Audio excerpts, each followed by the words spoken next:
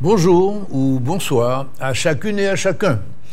Aujourd'hui, notre réflexion portera sur un thème qui est omniprésent dans les préoccupations des Martiniquais, c'est le thème du foncier. Soit par les agriculteurs, soit par les personnes qui ont un problème d'indivision, soit par tous ceux qui veulent faire une activité économique utilisant du foncier. Forcément, eh bien, on parle du foncier et le foncier pose problème pour beaucoup d'entre nous. Rappelons quelques données de base. La Martinique, c'est une île qui a 110 000 hectares de superficie, 110 000 hectares, avec une population d'environ 325 000 habitants. Ce qui nous fait une densité à peu près de 300 habitants au kilomètre carré. C'est une densité relativement importante. Si on compare à la densité de l'Hexagone en est à environ 110 habitants au kilomètre carré. Donc la Martinique est relativement beaucoup plus dense que l'Hexagone. Alors, quels sont les problèmes qui se posent? D'abord, ces problèmes sont traités par les lois depuis fort longtemps. Si on prend les noms des documents qui ont été édictés par la loi pour organiser le foncier à la Martinique, eh bien on va trouver d'abord le schéma d'aménagement régional dans les années 80, et un premier schéma a été élaboré par juxtaposition des volontés des maires, c'est-à-dire sans aucun choix réel. Il y a aussi le schéma de cohérence territoriale qui est établi par les pouvoirs publics aussi, par les élus locaux, sous le contrôle de l'État. Il y a les plans locaux d'urbanisme. Aujourd'hui, seules 3 ou 4 communes de la Martinique n'ont pas leur plan local d'urbanisme. Et puis, il y a aussi le parc naturel régional qui occupe une partie très importante du territoire de la Martinique. Alors, 110 000 hectares, il faut avoir ce chiffre-là en tête et se demander, par exemple, si on veut nourrir la Martinique, si on veut avoir une agriculture uniquement nourricière des personnes qui vivent ici et des touristes qui viennent nous rendre visite, eh bien, 2000 hectares suffiraient largement. 2000 hectares suffiraient largement sur les 110 000 hectares.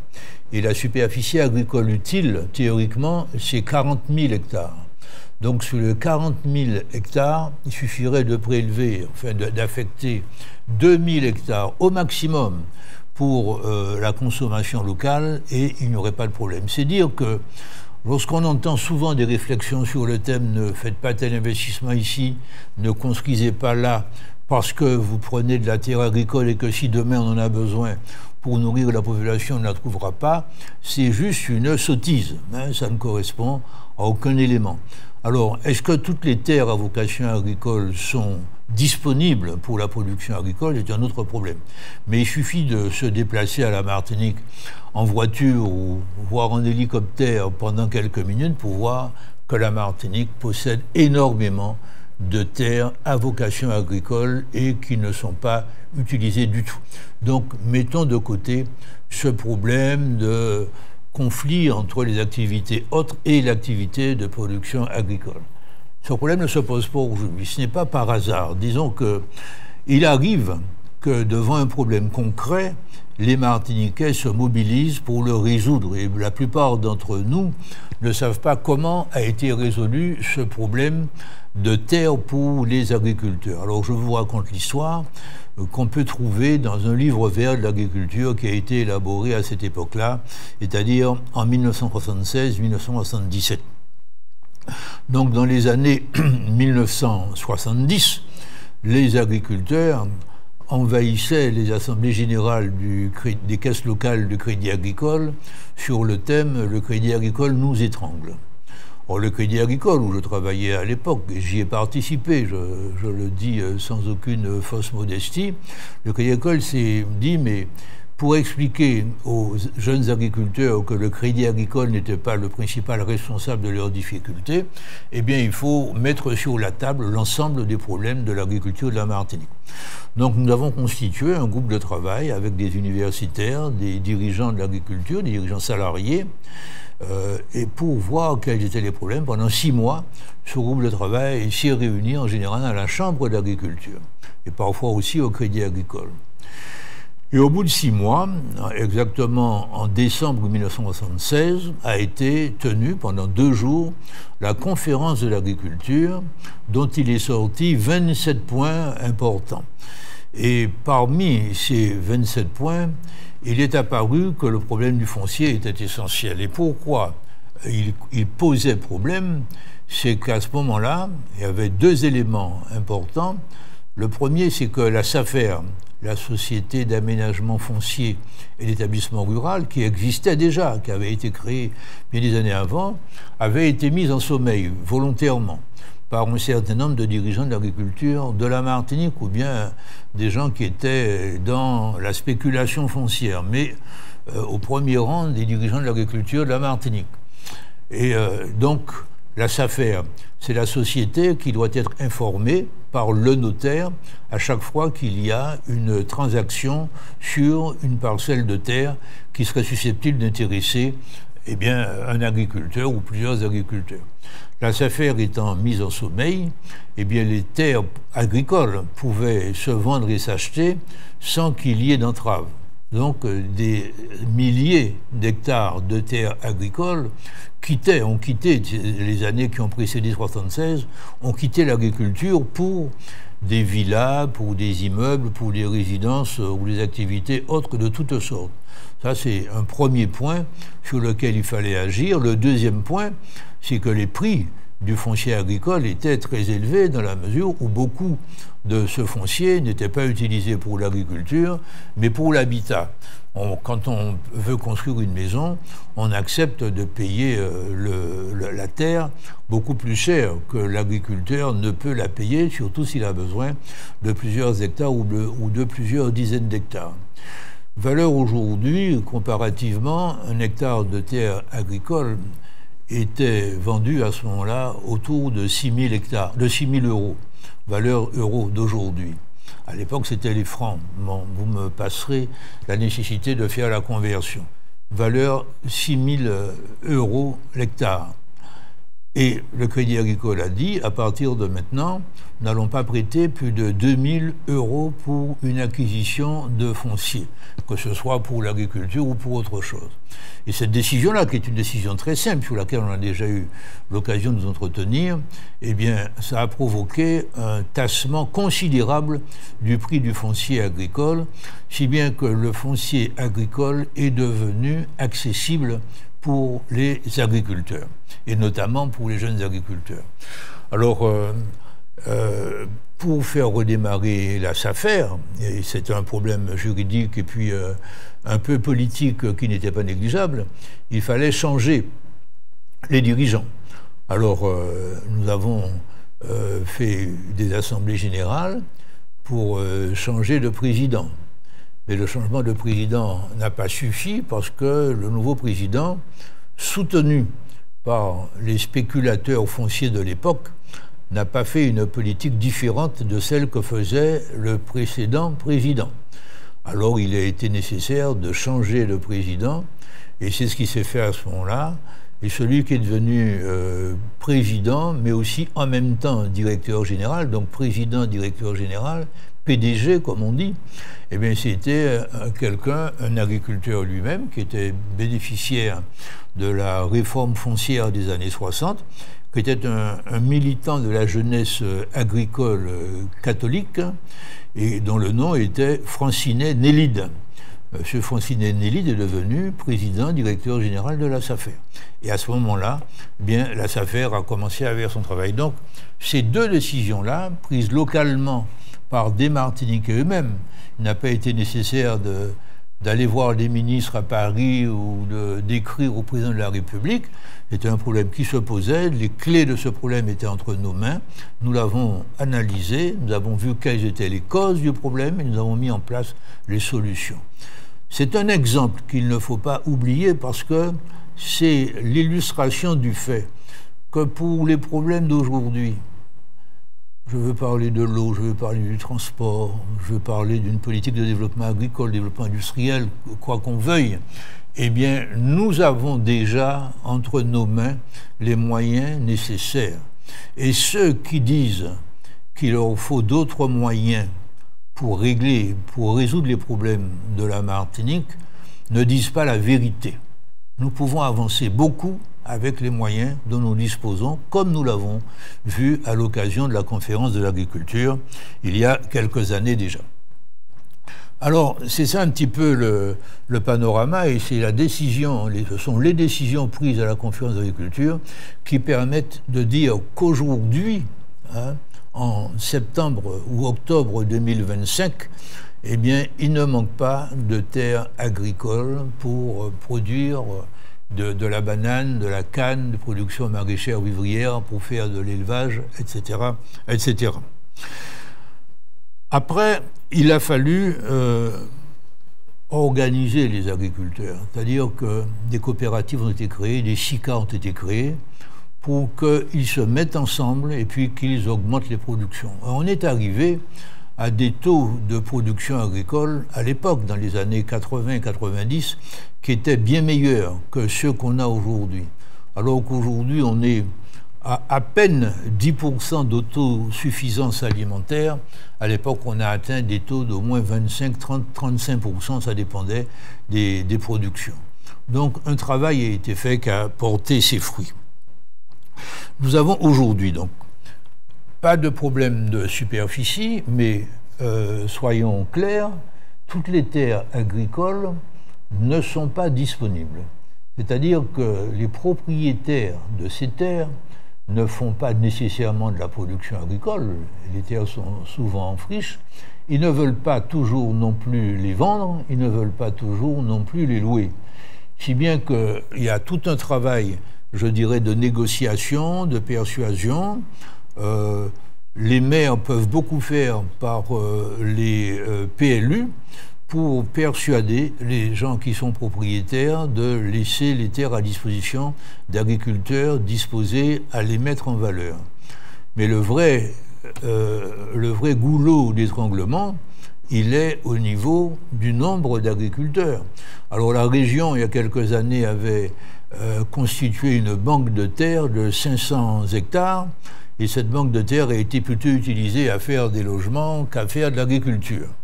Alors aujourd'hui, parce que l'agriculture n'est pas une activité toujours très rentable, toujours très lucrative, nous manquons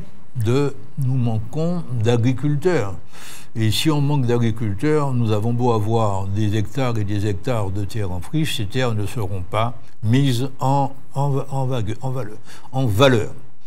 Il y a aussi le problème de l'indivision qui se pose.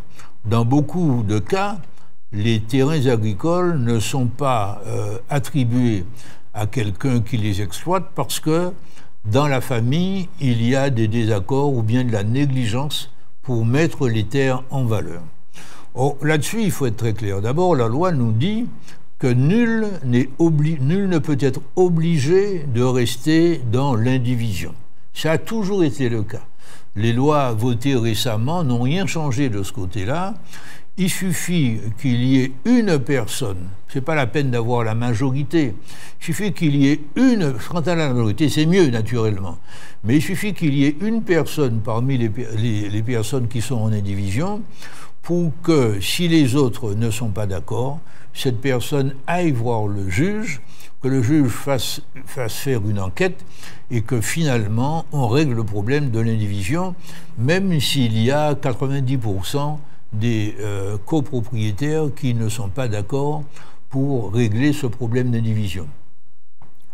Il y a un problème un petit peu moral. Quand on est copropriétaire, on est co-indivisaire, comme on dit en droit, c'est qu'on a reçu une propriété. Ça peut être une maison, ça peut être plusieurs maisons, ça peut être 1000 mètres carrés, ça peut être plusieurs hectares de terre, ça peut être des choses, des biens d'une valeur tout à fait considérable. Et quand on reçoit ces biens-là, généralement par héritage, c'est tout de même un avantage très important qu'on a. Tout le monde n'a pas la chance de recevoir, même sous une forme d'indivision, une maison ou un hectare de terre. Il y a des communes où les exemples sont assez nombreux d'héritiers qui ont à leur disposition 3, 4, 5, 6, 20, 30 hectares de terre, agricole ou pas agricole. Ça, c'est un autre aspect des choses. Alors, donc, c'est un avantage. Or, quand il s'agit de résoudre le problème, puisque souvent, au fil des générations, les parents, les grands-parents, les arrière-grands-parents ont dit aux enfants, tu peux construire là, tu peux cultiver là, tu peux mettre des bêtes là, etc., etc. Comme ça que ça s'est passé très souvent. Quand on a la chance de recevoir un bien, même sous forme d'indivision, on doit pouvoir, d'une part, faire l'effort d'aller consulter un juriste, notaire ou avocat pour savoir exactement comment les choses se présentent. On doit pouvoir payer aussi quelqu'un spécialiste de généalogie pour savoir qui est propriétaire de quoi. Ça peut prendre du temps, ça coûte de l'argent, mais c'est possible. Et puis on doit pouvoir aller voir un avocat pour qu'il voie lui-même un juge et que ce soit in fine le juge qui règle le problème. Donc il y a quelque chose, et puis il faut naturellement dépenser un peu d'argent. Alors, on peut avoir à dépenser 2 000, 3 000, 4 000 euros, mais si c'est pour devenir pleinement propriétaire de 2 ou 3 hectares de terre ou bien d'une ou deux maisons, ça vaut la peine de payer 2 000 ou 3 000 ou 4 000 euros ou même un peu davantage. Donc, il y a quelque chose de relativement surprenant à voir des gens se plaindre matin, midi et soir des difficultés de l'indivision, et puis ne pas faire l'effort nécessaire, l'effort en formalité, l'effort en euros pour régler le problème. Il faut dire aussi qu'il y a, pour un certain nombre de biens en indivision, pas seulement du foncier, une possibilité pour les maires de faire une procédure d'abandon manifeste pour que la collectivité devienne la propriétaire du bien en question, la maison ou le foncier. Mais les maires rencontrent un problème que souvent ils n'osent pas aborder, c'est que le bien a pu rester inoccupé sans que personne s'en occupe vraiment pendant des années, voire des dizaines d'années. À la limite, on ne sait pas à qui appartient le bien. Et puis le jour où le maire met la main, ou commence à dire « je vais mettre la main sur le bien », à ce moment-là, comme par hasard, on voit sortir de partout des copropriétaires qui disent que le maire ne devrait pas spolier la famille qui est propriétaire des biens. Et là, ça fait évidemment un problème électoral, parce que quand il y a dans la même famille 5, 10, 15, 20, 25 personnes qui votent, le maire peut ne pas avoir l'audace, en quelque sorte, eh bien, de s'approprier le bien pour le remettre au service de la collectivité.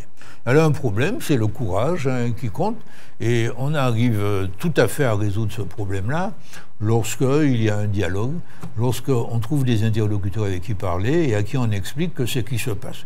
Il y a parfois, dans certaines communes, des sites qui sont à l'abandon et qui obèrent l'esthétique de la commune, ou bien de tout un quartier de la commune.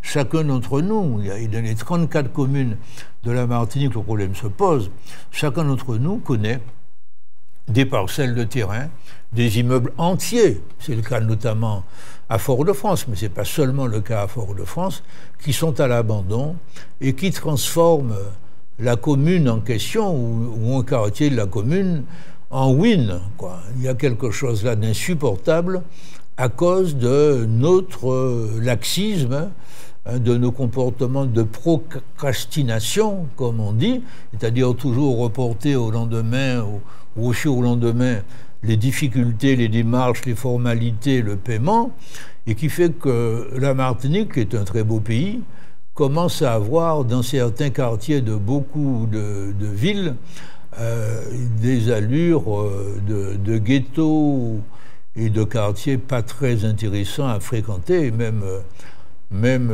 dans des villes importantes, circuler dans certains quartiers, même en plein jour, devient de plus en plus dangereux pour nous tous, qu'on soit femme ou homme.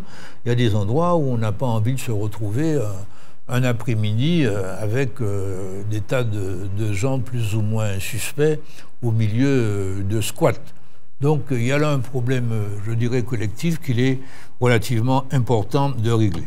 Puis un troisième problème concernant le foncier, à part le problème des terres en friche, le problème de l'indivision, il y a le problème du chlordécone. Je suis assez surpris personnellement, je suis l'un des rares, mais j'ose exprimer ma position, que j'ai déjà eu l'occasion de partager avec vous. Je suis assez surpris qu'un certain nombre de personnes, y compris des parlementaires, se permettent de toujours dire que le chlordécone concerne 90% des Martiniquais et que c'est un problème dramatique, etc., pour notre agriculture et pour notre santé. Cela ne repose pas sur grand-chose. Il y a effectivement quelques centaines, pas plus, d'agriculteurs qui ont été concernés par l'utilisation du chlordécone, pas seulement des salariés d'ailleurs, mais aussi des propriétaires, des agriculteurs exploitants agricoles eux-mêmes, qui ont été touchés, et certains ont eu des cancers de la prostate ou d'autres maladies. Mais se permettre de dire que 90% des Martiniquais sont touchés par le chlordécone, cela ne repose sur aucune base scientifique, parce que l'étude épidémiologique qui permet, sous la base d'un échantillon scientifiquement constitué, de dire, voilà, il y a un tel pourcentage de personnes touchées par le chlordécone, cette étude est en cours, elle n'est pas terminée. Ces résultats sont prévus d'après le plan chlordécone 4 pour l'année 2026. Donc se permettre de dire qu'il y a 90 voire 95% des gens qui sont touchés par le chlordécone, ou bien je ne sais quel pourcentage du foncier agricole touché par le chlordécone, cela n'est pas raisonnable et cela est dangereux et ça a des conséquences négatives dans la mesure où on a des terres qui pourraient être exploitées et qui ne le sont pas. D'ailleurs, au campus en Guadeloupe, il y a eu des chercheurs qui ont fait des travaux depuis plusieurs années pour montrer qu'il est assez facile, en quelques mois, de dépolluer les sols qui ont pu être touchés par le chlordécone et de ne plus parler de chlordécone au bout de quelques mois. Par ailleurs, deux autres données, quand on regarde la durée moyenne de vie des Martiniquais, eh bien, on a quand même beaucoup de centenaires en Martinique. Beaucoup de gens, écoutez David Obsèque le matin, beaucoup de gens qui meurent à 90 ans, à 95 ans. Alors aussi, on nous dit que nous sommes parmi les records du monde de centenaires. Alors si le chlordécone avait des effets aussi désastreux, est-ce qu'on aurait autant de personnes qui meurent à 90 ans ou passées, ou bien autant de centenaires? Je pose la question. Et puis il y a quelques mois, les dirigeants de l'association Phyto-Victimes, l'association nationale qui ne s'occupe pas que de chlordécone, étaient de passage en Martinique. Ils ont déclaré sur les médias, mais les médias ont très peu repris ça, parce que c'est un fonds de commerce pour les médias que de parler du chlordécone. Il faut le dire, c'est la réalité. Même si derrière, il n'y a pas tous les dangers qu'on soupçonne. Eh bien, ces dirigeants, le président et la directrice générale de l'association qui accompagne les victimes de chlordécone, eh bien, ils ont fait une conférence de presse, ils ont fait des déclarations dans lesquelles ils ont constaté que lorsqu'ils ont eu à travailler sur les dossiers de la Martinique, ils étaient très attentifs et très précautionneux, tellement ils avaient entendu dire que la Martinique était largement, gravement touchée par le chlordécone. Eh bien, ils ont eu près de 300 dossiers à examiner venant de la Martinique, ils en ont retenu 75, mais ni sur les 75, ni sur les 300, ont-ils dit eux-mêmes, ils n'ont trouvé un seul cas de cancer, ni de la prostate, ni d'autres organes.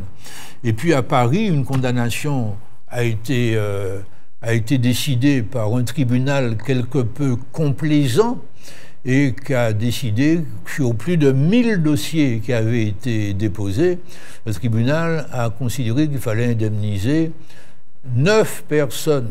9 personnes. Sur quelle base? Sur la base d'un préjudice d'anxiété. Parce que ces personnes avaient été en contact plus ou moins rapproché avec le chlordécone. Du fait de ce contact rapproché, ils étaient inquiets, ils étaient anxieux. Donc on a considéré qu'il fallait les indemniser pour eh bien, une souffrance d'anxiété. Voilà. Donc c'est vous dire qu'on ne sait pas où s'arrête cette complaisance contre un certain nombre de personnes sur les problèmes du chlordécone. Je voudrais aussi rappeler que beaucoup de produits alimentaires qui arrivent en Martinique viennent de pays où l'utilisation de toutes sortes de pesticides continue allègrement et que le contrôle des produits alimentaires que nous importons n'est pas suffisant pour dire de manière certaine qu'on ne continue pas à absorber du chlordécone ou des produits comparables dans les fruits et les légumes qu'on importe de Saint-Domingue, de Porto Rico, de la Dominique, de Sainte-Lucie ou d'ailleurs. Donc on a là, et ça touche au foncier directement, on a là une tarte à la crème politicienne et médiatique sur laquelle il serait peut-être temps qu'on s'interroge, parce que on a assez de véritables problèmes pour ne pas s'éterniser sur des faux problèmes. Encore une fois, si nous étions presque tous contaminés, il n'y aurait pas autant de centenaires ni autant de nonagénaires à la Martinique. Donc, allons de l'avant.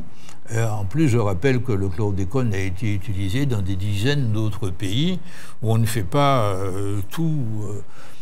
toute l'agitation que nous constatons à la Martinique.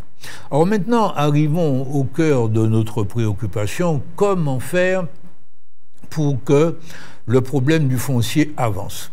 Eh bien, la réponse est toujours la même. On ne peut pas inventer une réponse nouvelle toutes les semaines.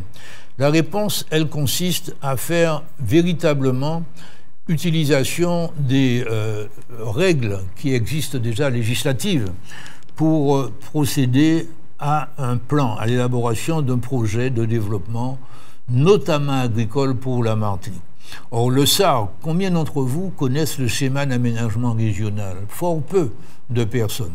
Il faut que nous sachions, le SAR, le schéma d'aménagement régional, il faut que nous sachions qu'il est fait pour dire, eh bien, dans tel secteur de la Martinique, on fera de l'agriculture, plutôt de la canne ou plutôt de la banane. Dans tel autre secteur, on fera de l'élevage. Dans un autre secteur, on fera de l'industrie. Dans un autre secteur, de l'artisanat. Bref, c'est une allocation, une affectation de chacune des parties du territoire de la Martinique à une activité bien précise. Et à partir de là, on fixe des objectifs chiffrés, des objectifs datés, mais on ne fait pas ça dans le secret des bureaux de la CTM ou de l'ancien conseil régional. On doit le faire en concertation avec la Chambre d'agriculture, la Chambre de commerce, la Chambre des métiers, et dire voici ce que nous devons obtenir pour la Martinique en termes d'activité économique pour les 5, 10, 15 prochaines années. C'est ça le remède, ce n'est pas un remède miracle, c'est un remède nécessaire pour optimiser l'utilisation du foncier à la Martinique. Nous n'avons pas beaucoup de foncier, nous avons une densité de population qui est très élevée, mais nous avons à utiliser de manière rationnelle le foncier dont nous disposons dans le nord, dans le sud, dans le centre, d'abord pour mieux nourrir la population de la Martinique, ensuite pour mieux nourrir ceux qui nous font l'honneur de nous rendre visite, même parfois de s'installer chez nous en ayant une activité professionnelle qui nous apporte quelque chose, et puis faire en sorte que nous ayons une absence aussi totale que possible de pollution dans notre petit territoire.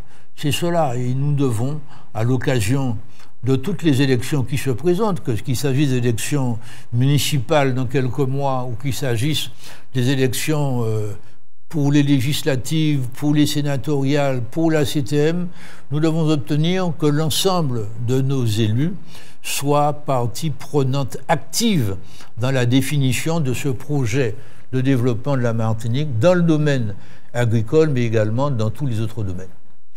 Merci de votre attention. À un autre soleil.